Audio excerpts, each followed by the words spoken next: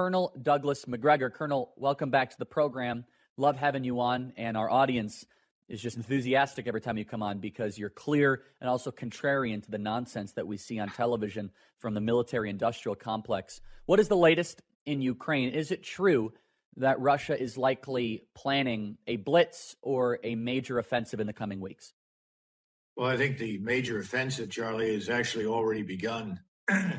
It's not beginning the way we would begin an offensive. One of the things the Russians made explicitly clear is that they were not interested in this shock and awe business.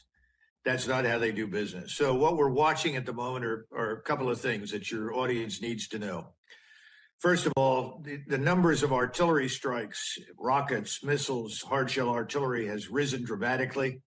Most of it, not all of it, but most of it is focused on destroying air defense radars, air defense capabilities. And that is logical because once you've stripped away the air defense, then there is nothing to interfere with your own close air support as well as all your other standoff attack missile and rocket systems. Secondly, they've marshaled an enormous number of forces down in the south of Ukraine on the east side of the Dnieper River and moving from left to right from Zaporozhye, which is near the river, over to Bakhmut, which everybody's heard a great deal about, and then up to a place called Liman, L-I-M-A-N, close to the Oxal River. That's about a 400 kilometer stretch, and they have marshaled roughly 250 to 300,000 troops there, and then in the western part of Russia, another 100,000. And what we're seeing is an incremental rollout of these forces. These are many of them mobilized forces. They are led by combat experienced commanders, but many of these troops have not seen combat to this point. And they're being positioned to break through and then head north and west to essentially recapture all of eastern Ukraine. Do you think it's likely that Russia will be able to accomplish that before the mud season kicks in? I think it's possible. I think they're less concerned about the mud season at this point, simply because once you are north of the line that I just described, it's fairly open rolling terrain, which makes it easier for you to control what moves in it. You have no difficulty finding targets that you want to destroy, and your forces don't have much trouble moving. If they were still down in the Donbass, to the south, then that would be a larger consideration.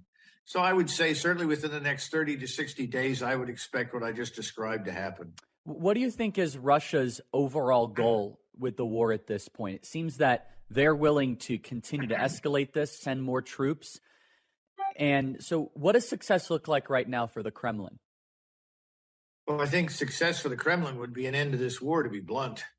I think both the Russian people and the government would like to see this thing end. They'd like to negotiate an end to it, but they're certainly not going to walk into a negotiation where they're told, well, you have to accept guilt, quote unquote, for the war, which they really didn't start.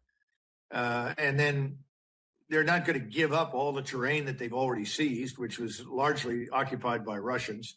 Remember, their initial demands, if you will, were pretty modest. You give these two republics in the Far East autonomy, you give neutrality to Ukraine, and ultimately recognize that Crimea is ours.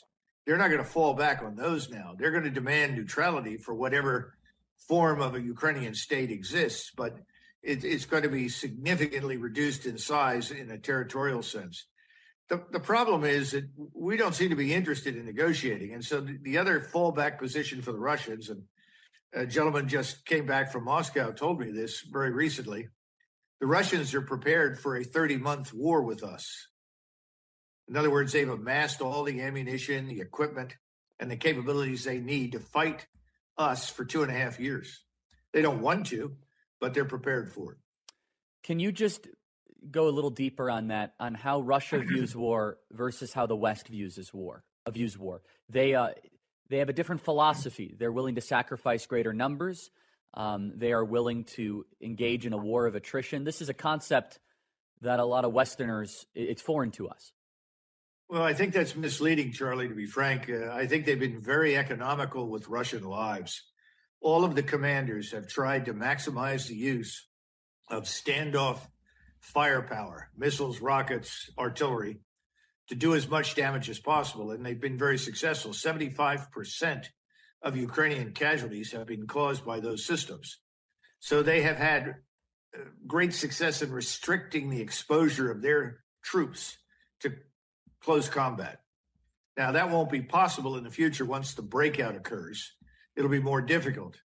But the Russians have never taken the heavy casualties that the West insists they've sustained.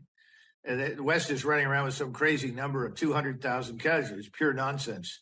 I'd be surprised if they had 50,000 to 60,000 casualties and more than 20,000 dead. It's the Ukrainians that have suffered terribly. So I think on the one hand, yes, attrition is part of this, but the attrition is focused on the Ukrainians, and the maneuver will follow the attrition. Once it becomes clear that the Ukrainians are completely broken, and they're pretty close to it right now, and they fall apart, then the maneuver will commence. Now, how far will they go? If they have to, they'll go all the way to the Polish border, all the way to Moldova, all the way to the Romanian border. I don't think they want to. They never did. This whole thing has blown up to an extent that they did not anticipate. And they're hopeful, I'm sure, that we will wake up and decide this is a bad idea. There's no evidence for that, Charlie, and I think the ball is ultimately in the court of the Europeans. Excuse me. Thank you for clarifying and correcting me, because quite honestly, I hear repeatedly from people it's just a matter of Russia throwing enough people at the front line. For example, this is General Milley. I'd like to have you respond to this. Cut 38. Russia has the numbers. They have the numbers, several 100,000. And then he continues, play cut 38. Well, they are attacking in the Donbass right now. Their progress is slow. It's a war of attrition. They're taking heavy casualties. Their leadership and morale is not great, and they're struggling mightily. However, they do have numbers, and as you know, President Putin did a call-up of several 100,000, and those folks have been arriving on the battlefield. So they do have numbers, and whether or not they're successful in suppressing the fight, that remains to be seen. But that fight has been going on. What is your reaction to General Milley? Everything that Milley said should be applied to the Ukrainians, not the Russians.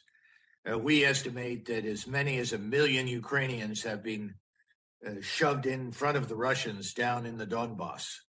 Remember, they started with a regular army of about 450,000 with 200,000 trained reserves.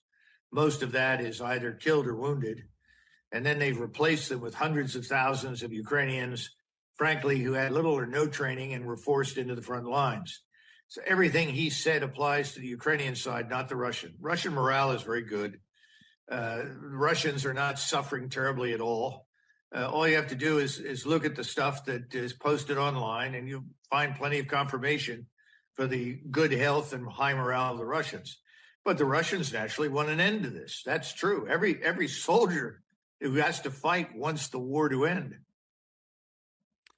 And you hear the opposite in the Western media repeatedly. I want to play this here.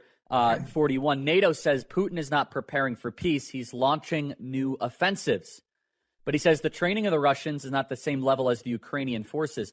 When I heard this, I failed to believe that somehow the Russian army is not as adequately trained as the Ukrainians. It just doesn't make any sense. It defies logic. Play cut 41. This is a material that could be lifted from any history book about the Soviet army in 1942, 43, 44, where they very definitely did what Mr. Stoltenberg describes. Doesn't apply today, not at all. In fact, quite the opposite. The second point is Mr. Putin cannot prepare for peace. I'm sure that he would prefer to do so, as everybody involved in this would. The problem is that we continue to promise more and more equipment, more ammunition, more tanks, better tanks, fighter aircraft, you name it, telling the Ukrainians to fight on to the bitter end. Under those circumstances, what do you expect the Russians to do? The Russians are doing what they know they have to do. They have to destroy the Ukrainian armed forces. That's what they're getting ready to complete right now. How do you think the West is going to respond if and when Russia is able to take more territory? I think the the West will scream and holler, but ultimately do nothing. They understand the risks are enormous. If we interfere with ground forces, air forces in the war in Ukraine, we will end up in a direct confrontation with Russia. No one in the Department of Defense wants that, and everyone in the Department of Defense has warned the president we're not prepared for that confrontation. That's fascinating. I hope you're right, Colonel. I hope that the West backs off and doesn't want to continue to escalate this.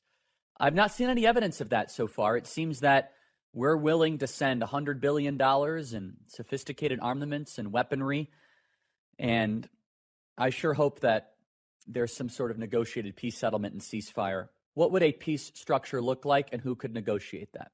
The first thing is there can be no preconditions to peace talks. In other words, we've got to sit down with the Russians without any demands of any kind. We've got to listen to them. Then we have to respond and hammer out something that will ultimately serve everyone's interests. And no one is going to come out of this with everything that they want. One thing is absolutely certain, and that is that we have to sign up for neutrality for Ukraine. That's absolutely non-negotiable. And it's in our interest, Charlie, to do that. A neutral Ukraine between Russia and